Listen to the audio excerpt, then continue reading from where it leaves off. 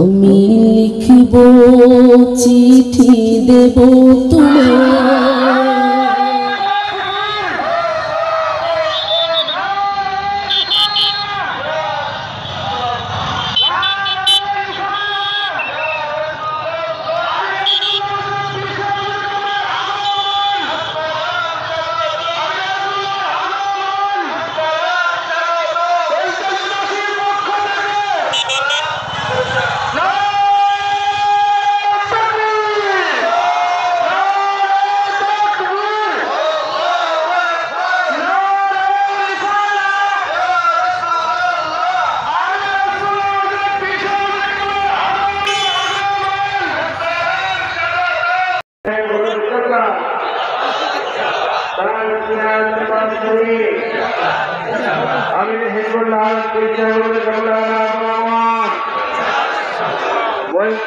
খানকায়ে সালিহা দিনিয়ার পক্ষ থেকে নারে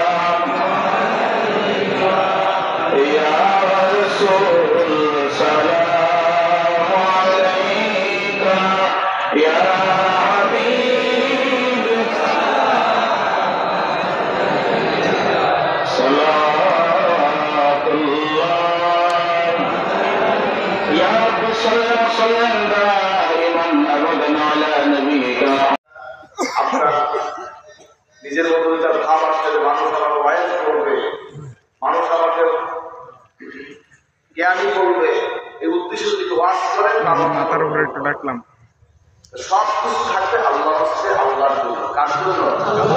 বলেন সবাই কার জন্য? নামাজ, রোজা, হজ, যাকাত সব কিছু এক কথা আল্লাহর জন্য। কার জন্য?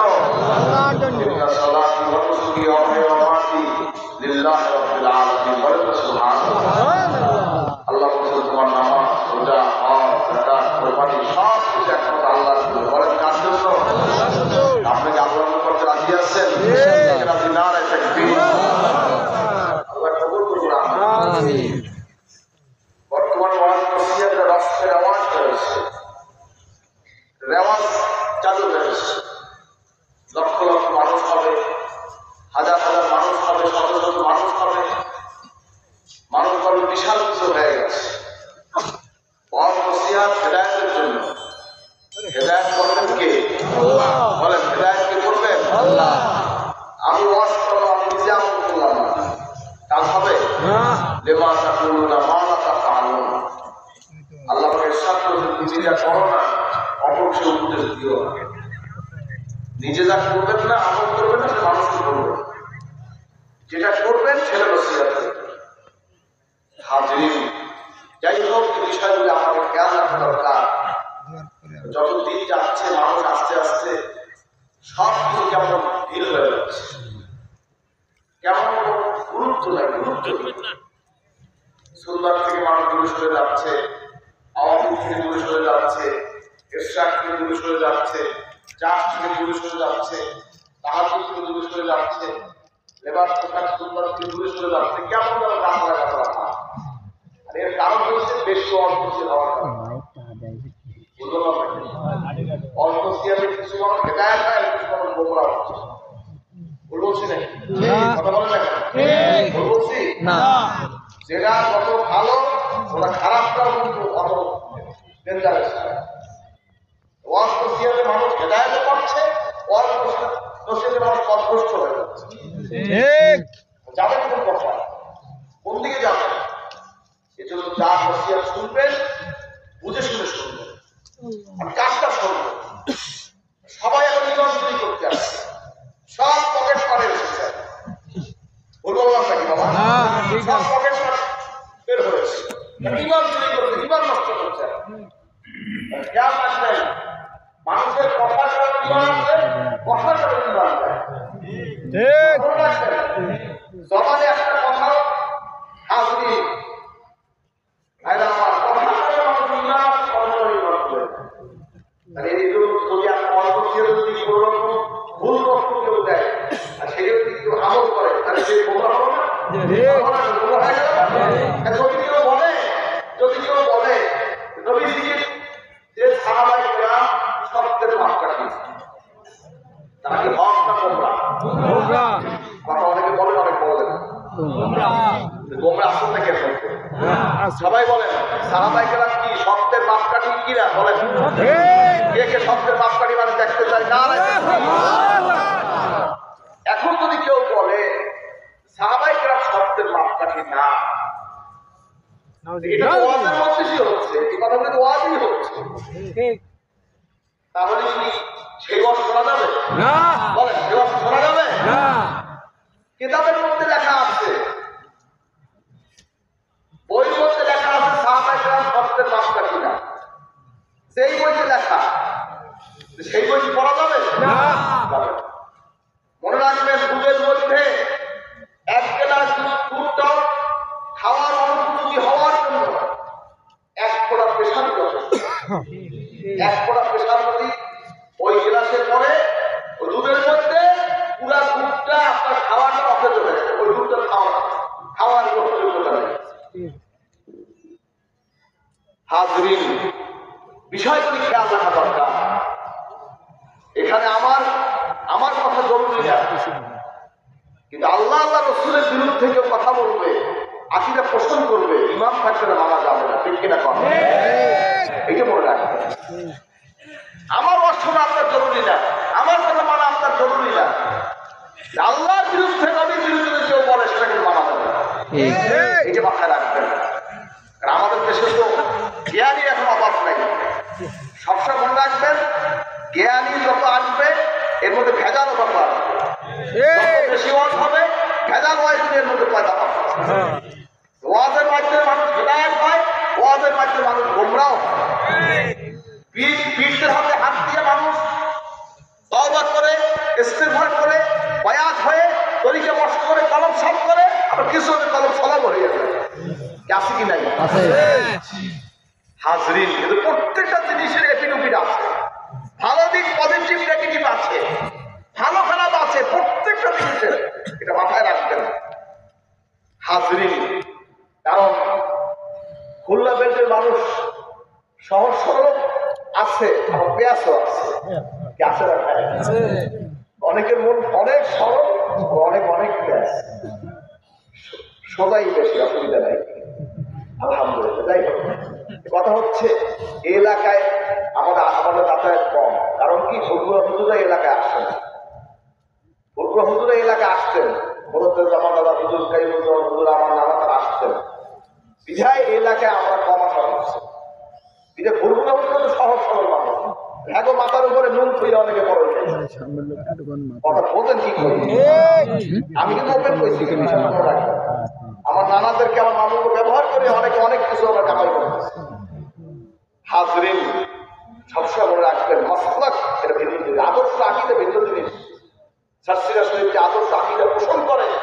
তিনি হলেন মুজাদ্দিদ জামান হাসিবুল ফিরাউন সিদ্দিক আল্লাহ বড় পক্ষে শাহসুদ্দিন নেসারউদ্দিন আহমদ রাহমাতুল্লাহ আলাইহি তাদের আদর্শ আকীদা অনুসরণ করে এদেশে মানুষকে পথ দেখিয়ে হেদায়েতের তালিম দিয়েছে। ঠিক কিনা বলেন? বুঝতে হবে। আজকে তুমি এসে বলবে সাহাবায়ে কেরাম সত্যের মাপকাঠিরা, আর আমাদের শরীফুল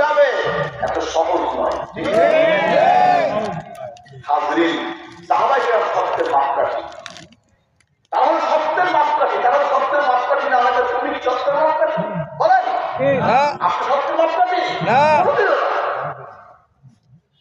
হাজরিন রাদিয়াল্লাহু আনহু ওয়া রাদু আনহু, আল্লাহ পাক তাদের ব্যাপারে ইরশাদ করেছেন তারা আল্লাহর উপরে রাজি, আল্লাহ তাদের উপরে রাজি। সুবহানাল্লাহ। আল্লাহ তাদের উপরে রাজি, তারাও আল্লাহর উপরে রাজি। সুবহানাল্লাহ। হাজরিন, তাকে আপনি বলছেন তারা সত্যের মাপকাঠি না, কি আপনি সঠিক পথে আছেন না নাকি কি করেছেন? রাঙ্কা হয়ে গেছে। হাজরিন, বিষয়টা খেয়াল রাখতে হবে। কথার কারণে একটা মন পোষণের কারণে কিন্তু মানুষ গোমরা হয়ে যাবে। ভাইরা আমার, এই জন্য আমলের মূল শর্ত হচ্ছে আগে আকিদের করতে হবে। আকিদের মধ্যে যে গরম হয়, সমস্যা হয়, নামাজ পড়তে পড়তে কপালে দাগও লাগাই ফেলেন, কোনোদিন সেই ইবাদত কবুল হবে না। হাজরিন, সাহাবায়ে কেরামদের ব্যাপারে নবী বলেছেন আসহাবুল নুজুম বিআইহিম ইহতাদাইতু সুবহানাল্লাহ। সুবহানাল্লাহ। ওদের সাথে আমার সাহাবায়ে কেরাম তারকার মতো ছিল। সুবহানাল্লাহ। যে যাকে অনুসরণ করবে সে হিদায়াত প্রাপ্ত হবে। সাহাবী নবীর একজন, একজন সওয়ালক্ষ সাহাবী, বলেন সুবহানাল্লাহ। সওয়ালক্ষ সাহাবী, একবার দুজন নয়, সওয়ালক্ষ সাহাবী নবীজি সাল্লাল্লাহু আলাইহি ওয়াসাল্লাম, বলেন না সাল্লাল্লাহু আলাইহি ওয়াসাল্লাম। সাল্লাল্লাহু আলাইহি ওয়াসাল্লাম। হাজরিন, ভাইরা আমার, আলাইকুম বিসুন্নাতি ওয়া সুন্নাতুল খুলাফায়ে রাশিদিন মাহদিয়িন, নবীজি ইরশাদ করেছেন আমি এবং আমার খুলাফায়ে রাশিদিন যারা অনুসরণ করবে তারা হিদায়াত প্রাপ্ত হবে। বলেন সুবহানাল্লাহ। হাজরিন, শুধু আরো ইরশাদ করেন আমার উম্মতের মধ্যে কেহাত্তর ফেরকা হবে। এই উম্মতের মধ্যে ফেরকা আছে না? আছে আছে আমাদের নবীজির উম্মত, আমরা তো নবীজির উম্মত আছে আছে অবশ্যই আমরা উম্মত। এইখানে যারা আছেন এর মধ্যে তো খুব শেখা আছে, আছে এক এক করে এক এক কথা আছে কি না? নবীজি বলছেন সাধারণ তাদের উম্মতি আলা সালাতু ওয়া সাবিলা বিল্লাহ কুল্লুহুম বিল্লাহ বিল্লাহ ওয়াহিদ। قالوا من هي يا رسول الله قال ما انا عليه واصحابي صلى الله عليه وسلم। নবীজি ইরশাদ করেছেন আমার উম্মতের মধ্যে ৭৩ ফেরকা হবে, ৭২ হবে জাহান্নামী, একটা হবে জান্নাতি। সুবহানাল্লাহ। কারা?